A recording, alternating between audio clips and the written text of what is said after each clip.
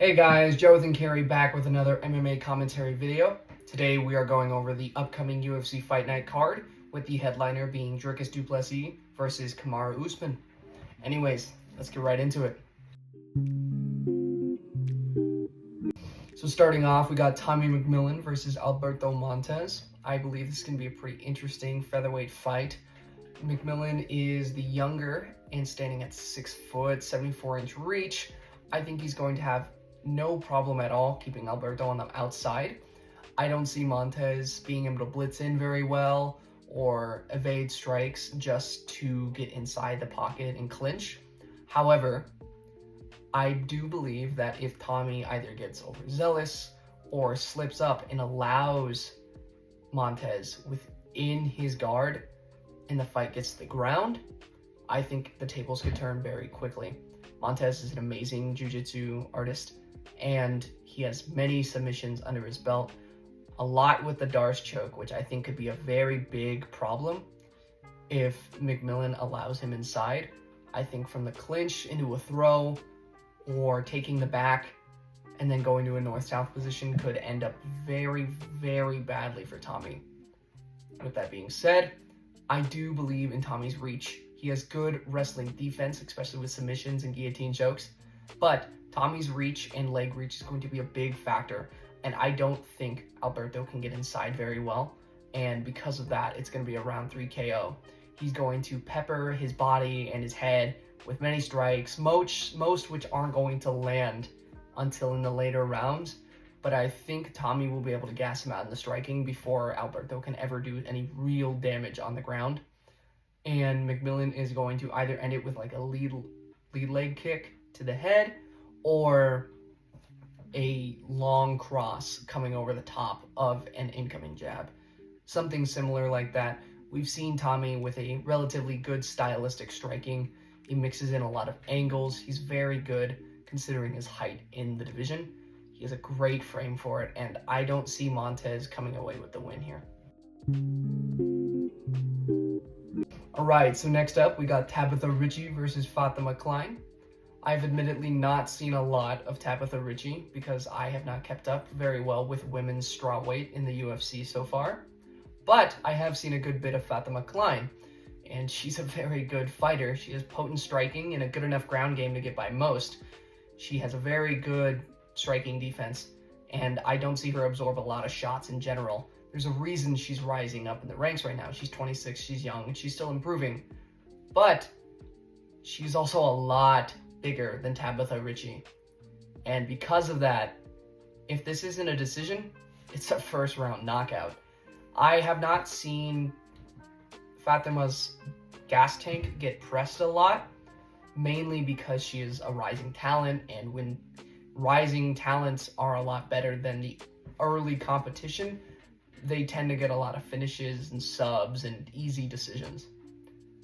I think this is going to be the first bigger test against somebody who is more experienced, a lot more experienced actually, and I'm excited to see how Fatima handles it. But I would like to probably scratch my earlier prediction. It is a round 1 KO. I think she's going to flutter in some strikes, and Tabitha is going to have trouble getting adjusted. And then by the time that she finally settles in, she's going to go for a big shot because she realizes she cannot handle Klein in the striking game. And there's going to be a massive, massive counter coming from Klein.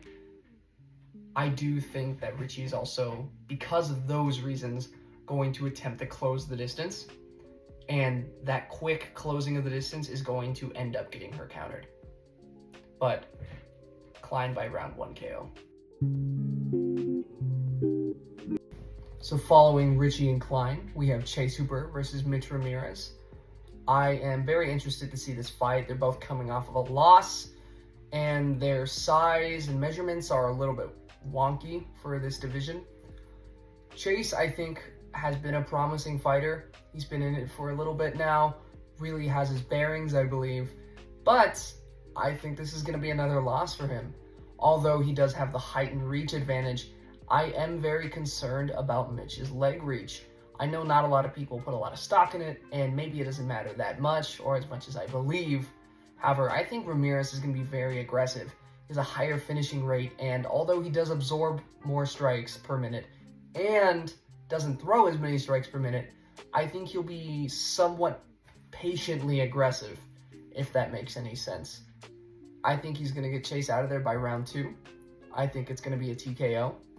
I believe he'll land a nasty kick to the body, or he'll continue landing those kicks. And then Chase is going to get desperate and try and face him head on. I think that's going to be a big downfall. Mitchell is going to hit him with something very, very hard, and I think it's going to put Hooper out. I believe both of them need a momentum shift in their careers at this point. I think Mitch is going to be the one to get it. Now, with what I believe is going to be the fight of the night, we have Jared Cannonier versus Christian Leroy Duncan. A rising prospect, at least, even though at the age of 30, he has a lot of power, but also so does his opponent. Jared Cannonier, for many, many years in the middleweight division, was basically synonymous with power. He has rocks in his hands. He throws absolute rockets and missiles every fight. He has really one-punch power in almost any strike.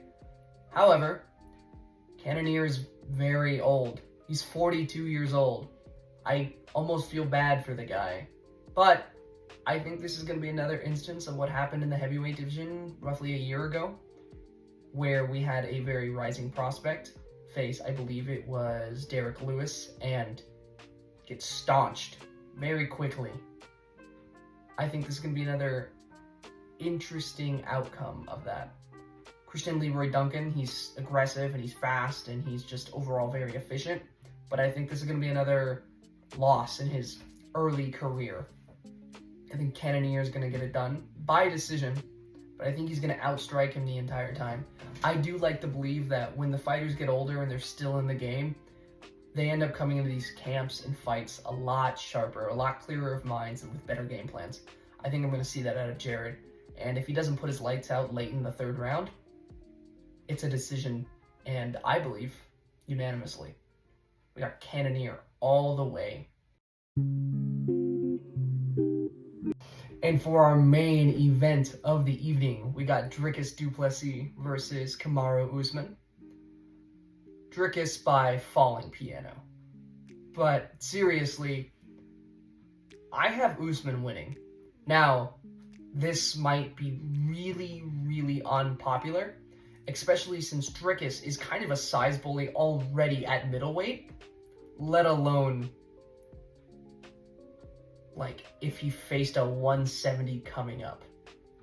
However, we have seen Dricus not always struggle, but did do pretty poorly against Khamzat, which I know Khamzat is a different breed of wrestler, but so was Usman for a very, very long time.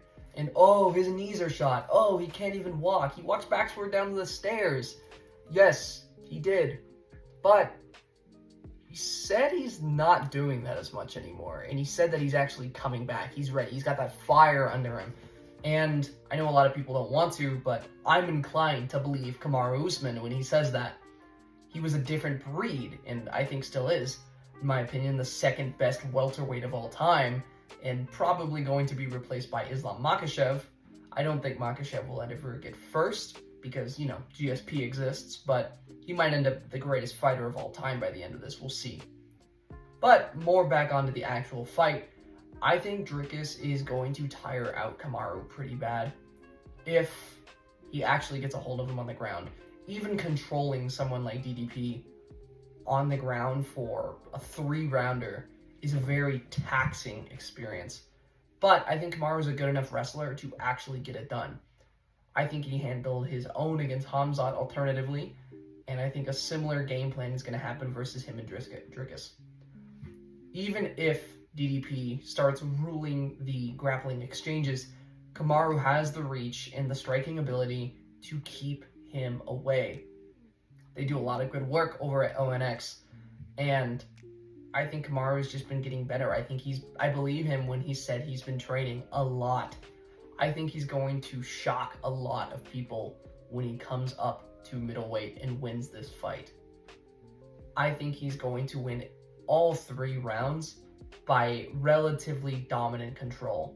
If not, Dricus is taking the 2nd round, but that's it. Kamaru's going to come out with a good game plan, and Dricus maybe will light him up in the 2nd a bit with some very unorthodox strikes. Kamaru hasn't fought a lot of very unorthodox fighters like DDP. I don't think anybody's fought anybody like DDP except the people that have actually fought him. But I digress. The main point is that Kamaru is going to have control of him for at least 5 minutes of this fight. He's going to have very good footwork, and I don't think DDP is going to be able to handle the absolute speed and velocity that Kamaru is going to shoot at him with. Just a different breed of athlete when he's healthy, and I think he's going to come into this healthy. I may eat my words, but Kamaru by unanimous decision.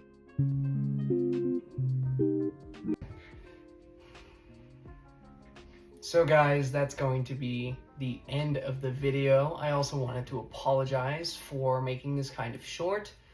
I would have made a longer main event cover. However, Kevin Holland's fight was canceled alongside one other, which would have been a fun return, but I digress. We are stuck with what we're stuck with. Thank you for watching. I appreciate anybody who tuned in to see what my channel was about or to watch this video. Anyways, you guys have a great day. Keep getting better and stay safe.